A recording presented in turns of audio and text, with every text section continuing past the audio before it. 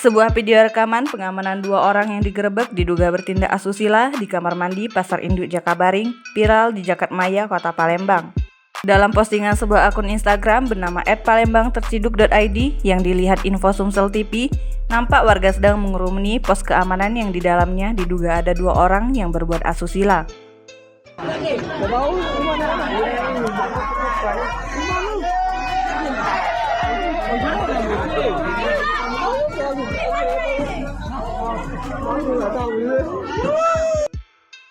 Dalam caption yang dibagikan akun Instagram tersebut diketahui, pria pelaku asusila tersebut memanfaatkan waktu in the hoy dengan wanita penjaga kopi di saat istrinya sedang berbelanja.